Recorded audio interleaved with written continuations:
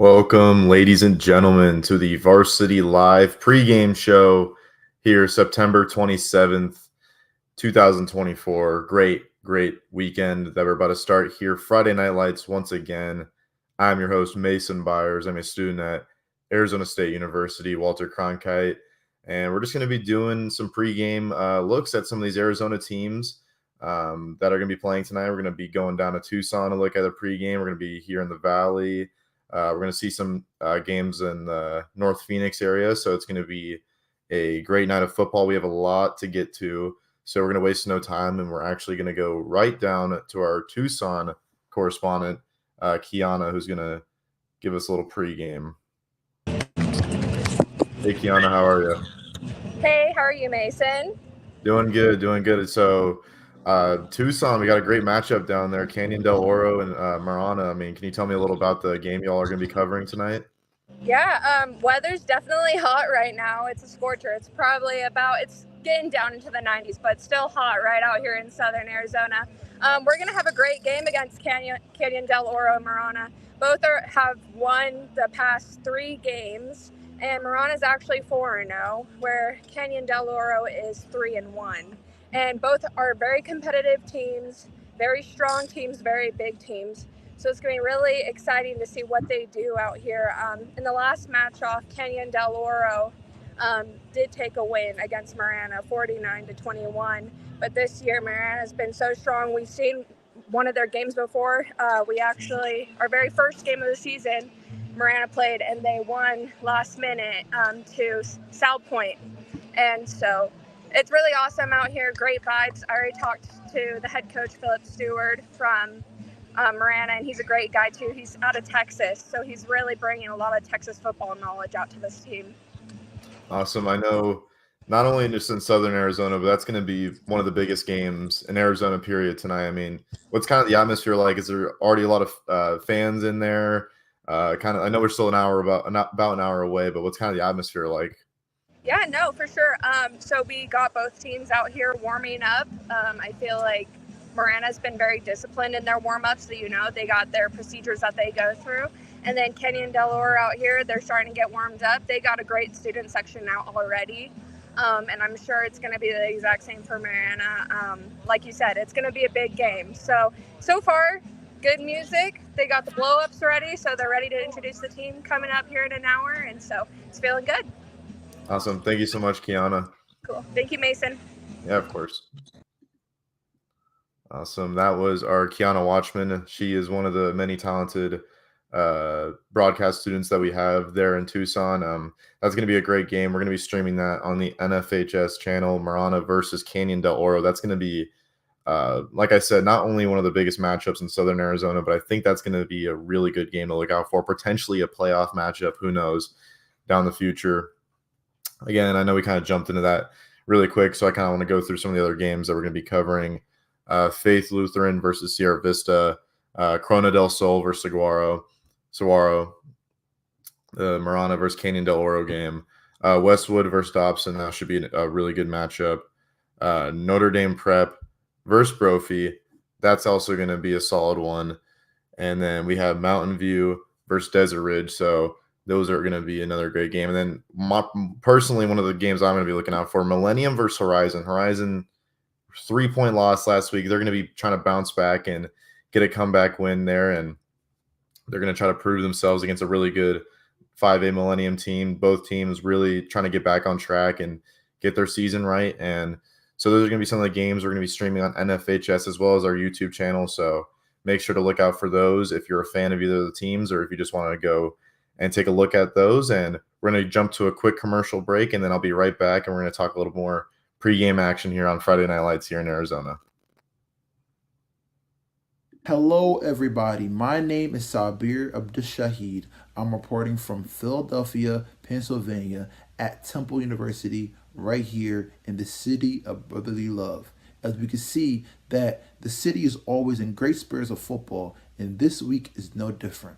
We have the Philadelphia Eagles along with Jalen Hurts play against the Tampa Bay Buccaneers and Baker Mayfield. We have seen both challenges from both teams, prior to this game, as it both have resulted in 2-1 for their record.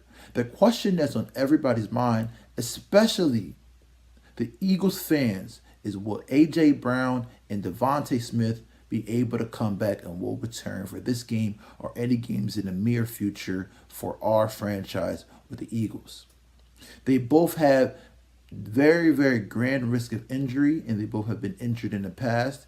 And this matchup and this week will be very interesting to see how Jalen Hurts will maneuver with not even his two most weaponized people within the field. We also have a new center who's going to also have to show out and show off as he always should be, as Jason Kelsey has retired.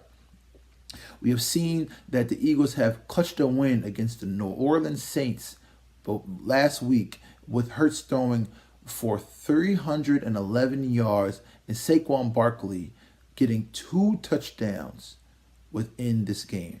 And we can see that this has been a very big adjustment for the Eagles, as they do not have A.J. Brown this season so far yet. But they had Devontae Smith, but he got injured, unfortunately, during the New Orleans Saints game.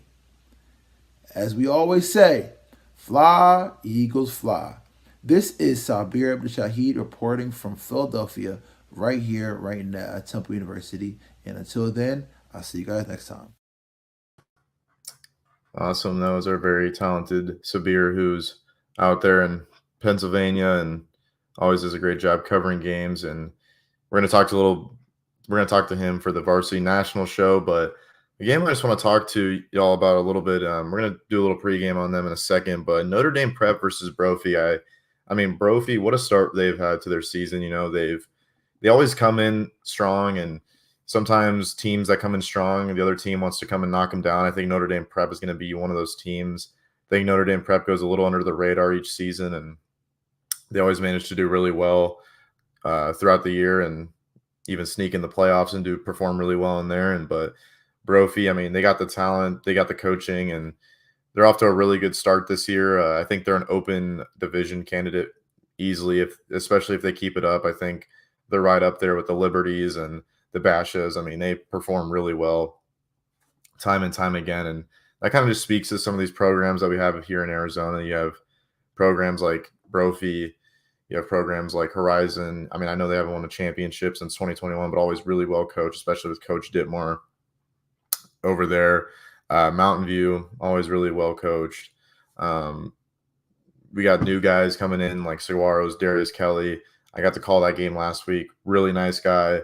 Really like what he's doing with the program. They're in a bit of a rebuilding phase, and we'll talk probably a little bit about that later tonight. But he's doing really well with what he's got to work with, and I think a lot of these coaches are. And I'm really excited that we at the Varsity Sports Show get to cover them, and a lot of our talented students, high school, Arizona State, freelance, U of A, throughout the country get to cover it. And I think that's really awesome that we get to showcase a lot of these great teams. And I think we're going to have a great night tonight. I think last week, it's going to be hard to keep up with last week, especially the Horizon game on Thursday night. But I think we got some good ones in store. I think we do for sure.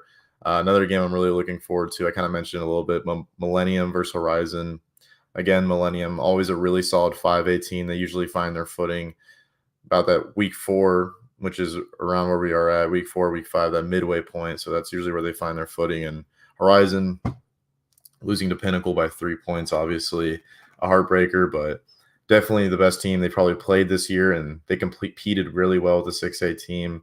They got a really solid offensive system. They have really good defensive players like Jackson Murray, Colorado State commit. So I think they just got to keep it up there, and I'm really excited to see that Horizon Millennium game, see the outcome of that one. And that's just one of the many games that we get to cover. And kind of just want to talk about what Sabir's commercial did too. I kind of just skipped past that, but Malik Neighbors, I mean, that guy's I don't know if y'all watched that football game last night with Cowboys and Giants, but Malik Neighbors, that LSU makes some gosh darn good receivers, may I tell you. But we're going to go to another quick commercial break, and then we're going to talk to some more of our correspondents who are out at the field covering the games. This is Marco Sagai from the Varsity Sports Show. I hope you guys are all doing well. Today I'm here to talk to you guys about the ascension of Sam Darnold, the current starting quarterback for the Minnesota Vikings. He has his team off to a 3-0 start, leading the NFC North. Nobody expected that coming into the season with the way all the other teams were talked about in that division in the offseason. So to talk about Sam Darnold, you have to provide some context. So came into the league as a high draft pick going to the New York Jets. Didn't go well. Obviously in New York, and that led to his departure. He landed in Carolina, started well with that team, but didn't end well. Leaves there and goes to San Francisco, where he was able to spend some time with Brock Purdy and Kyle Shanahan and was able to really learn about what it takes to win. He credits his time there, and he said he was able to learn from Brock Purdy in terms of preparation and just being in a winning environment. And that really has a lot to do with his success right now that he's experiencing with Minnesota. So he's the current NFL leader in touchdown passes with 8 on the season, leading one of the NFL's best scoring offenses. Three weeks into the season, 28.3 points per game. That's third in the league at this point in time.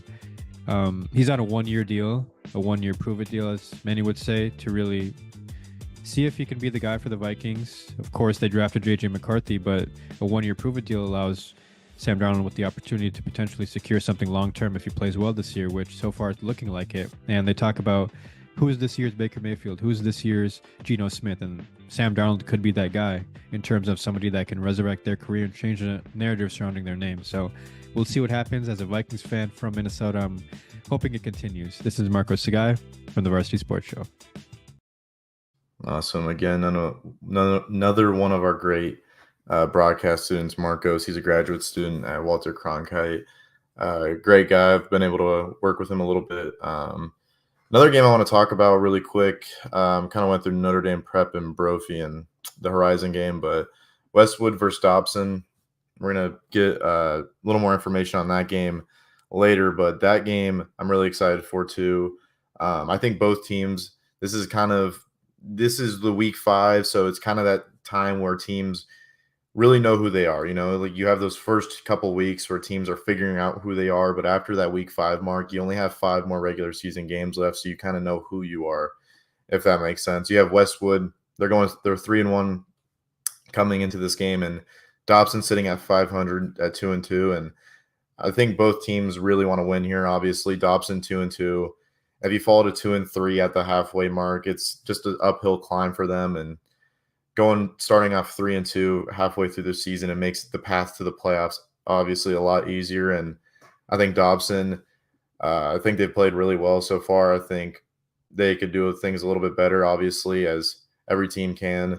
And Westwood 3-1. I think they're going to come out this game hungry. They're 3-1. Obviously, if they lose, they're at 3-2. But I don't think they're going to feel comfortable at 3-2. I think when you're at 4-1 at the halfway point, you feel really confident about yourself and your team in order to make that playoff push that every team is obviously looking for. And I think this is going to be a really good game. I think not a lot of people are talking about this game. I think games like this where, yeah, maybe it's not an undefeated team versus an undefeated team, but these are two programs that really want to get a win, especially at the halfway mark.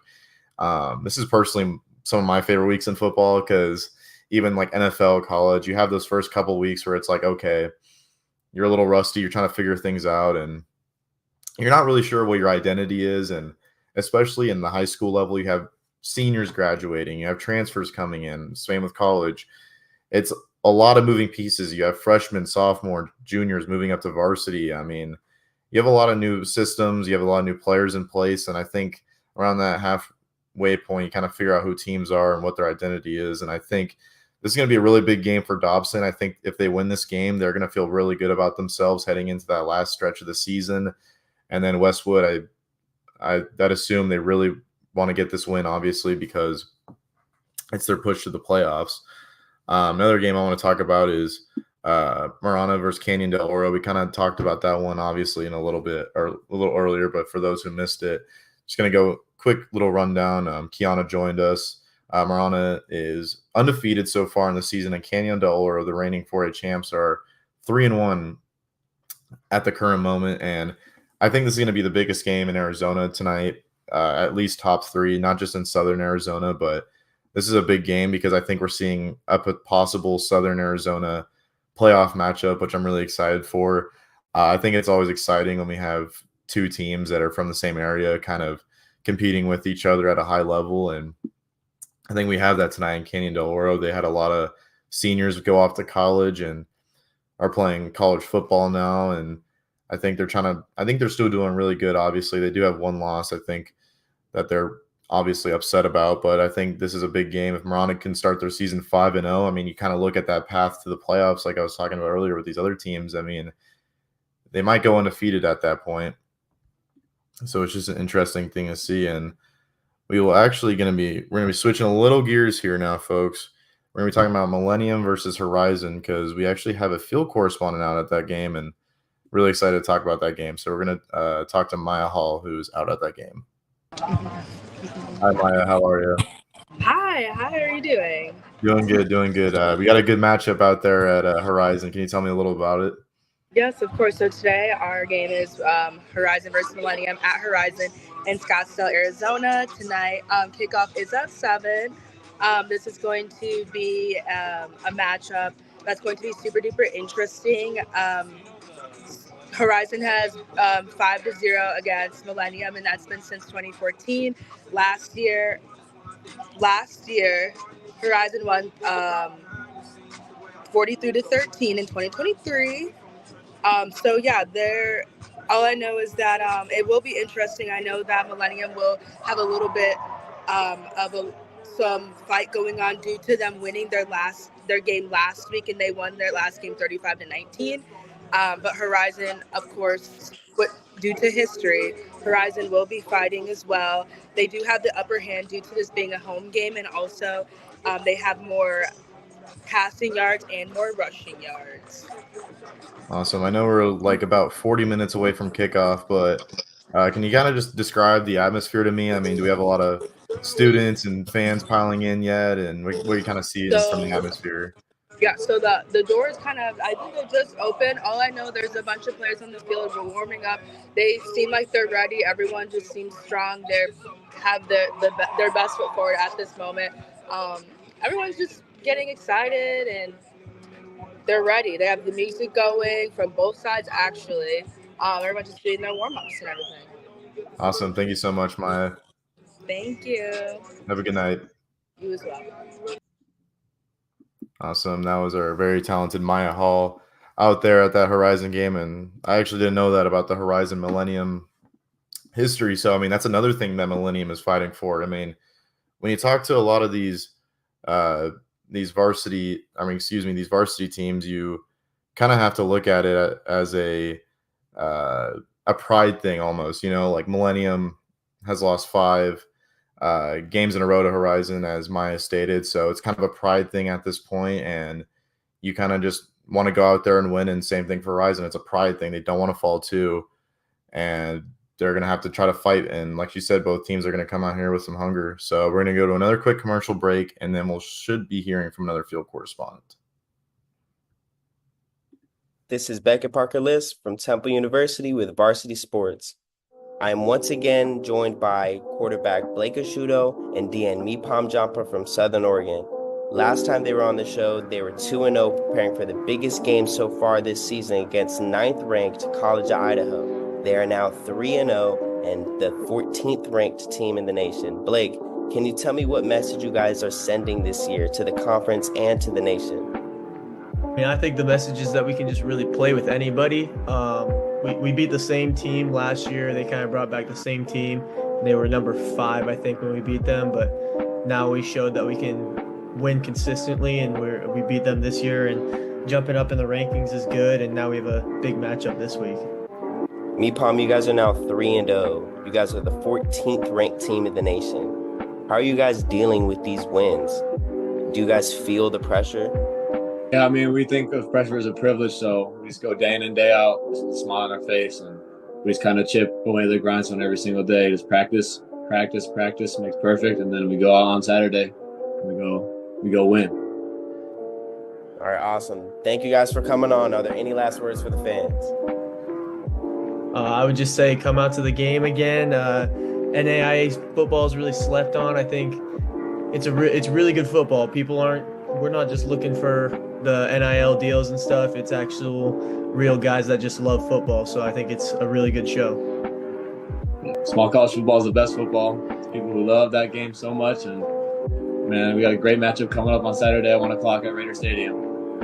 This was Beckett Parker List from Temple University with Varsity Sports. Awesome. I just have to say, Becky, I think that was a really cool video he put together, actually talking into some of those college players that are going to be competing at the highest level on Saturday at the NIAA level. So great job by Beckett. And we're actually going to shift gears once again. I talked a little bit about this game earlier, but Westwood versus Dobson, we have our field correspondent, Dawi, out there, and he's going to give us a little breakdown of what we should be expecting tonight. Hey there, how are you? I'm good. How you doing? Doing good, doing good. You're at Westwood versus Dobson. Just kind of give me a little rundown. Yeah, it's a hot night tonight for sure. But we got 2-2 Dobson versus 3-1 Westwood. Dobson is coming off a big loss, 41-7 in their last game.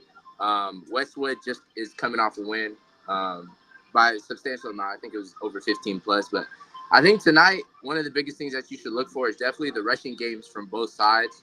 Javion Alston for Dobson, he averages over 115 yards a game, as well as for Westwood, they average over 185 yards as a team per game. So I would definitely look for that. I think that's going to be one of the main factors as well. Also on the Westwood side, be on the lookout for their QB. He averages 140 yards rushing, but he also passing, but he also has 65 yards rushing.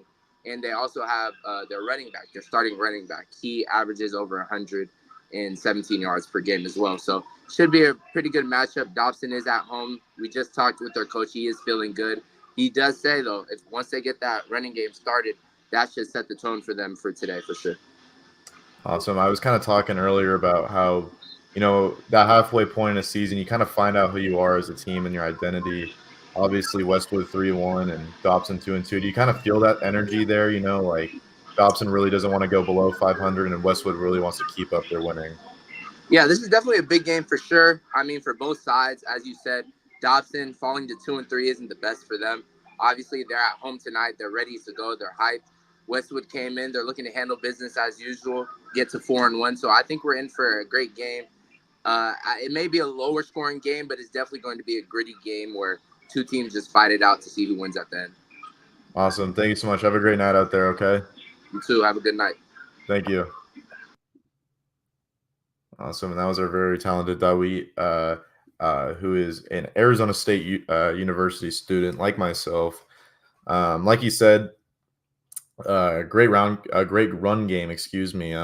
Westwood, I didn't know the quarterback averaged 65 yards a game. I knew he was a really solid quarterback. I knew they ran the football a lot, but I think it's always important when you have a quarterback that can use his legs because as a former defensive back at the lowest level imaginable for myself, I had trouble guarding quarterbacks that could run out of the pocket because it's an exhaustion as a DB. You have to cover the wide receiver 8 extra seconds because you have players like Lamar Jackson, Kyler Murray, Josh Allen who can extend the play, and man, I hated playing against those guys at like freshman level high school. By the way, it wasn't not the highest level of football for myself, but yeah, great job there by Dewey out there at Dobson. It's going to be a great matchup, and we're going to be streaming that game obviously on NFHS.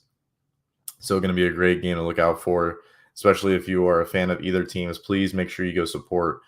Our broadcast always does a really good job of putting things together. And we're going to go to another quick commercial break, and then we might have a couple more correspondents, and then we'll take it from there. Hi everyone, my name is Kiana Watchman from the University of Arizona, reporting for the Varsity Sports Show.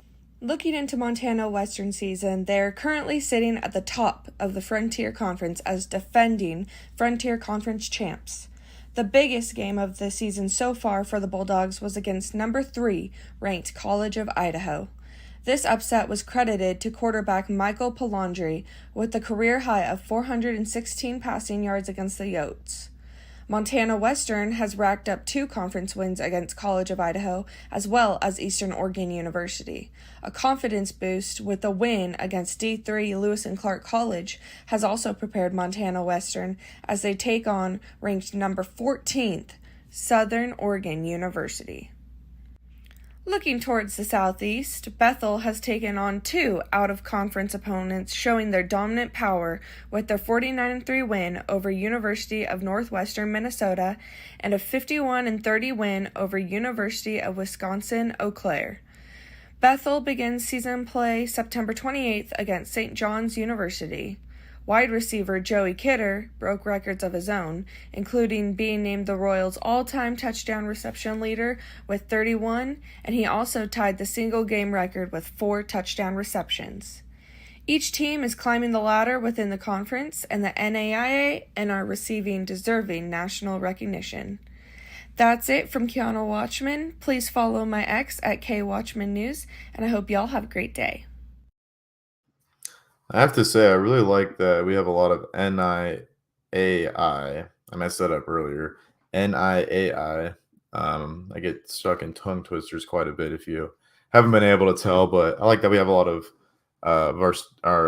my fellow colleagues doing video segments on that. I think it's really awesome because we always talk about the big schools, obviously, which I'm going to do in a second, but it's always nice to see some of those other schools, especially like our varsity sports show. We do the JUCO game of the week. That's going to be tomorrow night as well. So make sure you guys tune into that because that's going to be a really awesome game that we always like to do because it showcases players that maybe don't get the love that they deserve. And speaking of college football, never mind. We're going to switch gears once again because we have another correspondent joining us, which is just awesome. I love it. We're going to have Riley Garcia join us. He is out at Central versus North. I'm actually excited to see this game. I think that's a bit of a rivalry game, so we're going to bring him up and see what he has to say. Hey, Riley, how are you? Hi, I'm doing fine. Doing great. How are you? Doing good, doing good. You're out at Central versus North. Can you kind of give me a little breakdown of what we should expect from that game tonight?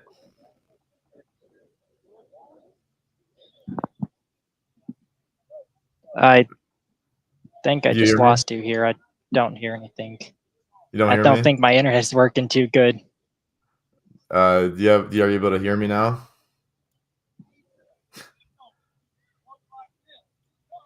You can just give technical difficulties, obviously, is always the greatest thing here on the internet. We love when that doesn't work. Let me see if I can figure it out. All right, I think I maybe got. Oh, disconnected. You know what? That's what we're going to happen here. We're going to have technical difficulties, and we're just going to power through them like it didn't happen. That awkwardness of me sitting here doing nothing didn't happen. But now we're going to talk to Roberto, actually. Oh, wait, maybe we have Riley back. I don't know. We're going to give Riley's internet a little bit of time to see if it works. So we're going to talk to Roberto, who's out at the Mountain View game. So, hey, Roberto, how are you? Good. How are you, Mason? Doing good, doing good. You're at the Mountain View game versus Desert Ridge. Can you kind of give me a little breakdown of what we should be expecting from that game tonight? Yeah, it's going to be a good game today. Mountain View, they're ranked number 11, so they're going to want to come in and assert their dominance. Desert Ridge, they're 0-4 for the season, so they're going to want their first win. But they have had a tough schedule, so it's not all their fault, but they're definitely going to come out trying to win this game. Yeah, I don't think it gets much easier with Mountain View coming up here for them tonight, so obviously a little hard for them. I know we're still about 30 minutes away from kickoff, but it's kind of that atmosphere like kind of give me a little scene setting, if you will, for those folks at home. Yeah, it's pretty electric here. A lot of fans are making their way to the stands. I don't know if you can hear, but there's a lot of music going on. The band just came in marching. So, yeah, the Desert Ridge fans are definitely waiting for this win. Hopefully they get this win, right? Awesome. And then any players that we should be looking out for tonight? Yeah, for Mountain View, quarterback Brady Goodman, he had 4 passing touchdowns last week and 1 rushing touchdown. They beat Valley Vista they scored 65 points. And then on their defense, Caleb Larson, he had 3.5 sacks last week. Awesome. Thank you so much, Roberto. Good luck out there tonight. Thank you, Mason. Yeah, have a good night. You too. Thank you. Awesome. That was our Roberto Astorga out there Desert Ridge, actually. I think I messed that up earlier. Sorry if I did, folks. But yeah, this game is going to be at Desert Ridge. Like he said, excuse me. Obviously, Desert Ridge not having the greatest start to the season, but a brutal schedule. I feel like a lot of these teams have that first half of their schedule that's a little hard. We're going to see if I think Riley might be back. We're going to see if that internet's working. Sometimes it's a pain in the butt, so we'll see if it starts working again. Hi, Riley. How are you doing? Everything? Can you hear me now? Oh, no. Can hear you a little bit, but I keep hearing a lot.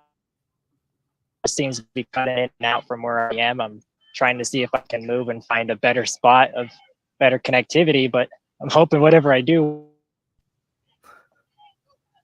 Yeah, I mean, I'm thinking if I'm cutting out, just try to get. The only question I have is what we should expect from that game you're at tonight. All right, now I'm at North High School, and right now Apollo is coming in to visit. North High School is 0-4. However, this is a slow start as compared to last year. They were 5-5 last season, and then Apollo is actually 2-2 this season. They were 9-1 last year. Awesome. Anything else that we should know? What's the atmosphere kind of like out there at that game? Well, I can tell you it is pretty hot right now out here. But right now, both teams appear to be both teams are warming up on the sideline. Both teams are really trying to prepare for this game. North High School is really trying to turn around their season. And then Apollo is just trying to at least try and keep up what they're doing. It seems like they've had a little inconsistent of a start because last week their offense had scored 19 points. Or no, last week their offense scored 49 points, but the week before that they only scored 7. So their offense is Apollo's offense is a little shaky and inconsistent. North High School is just really trying to turn around their momentum right now and have some breakout game. And then they're really hoping that this is the game that they can have a breakout in it. Awesome. Well, thank you so much, Riley. I really appreciate the information that you gave us tonight out there at that game. Have a good night out there, okay? You too. Thank you, Riley.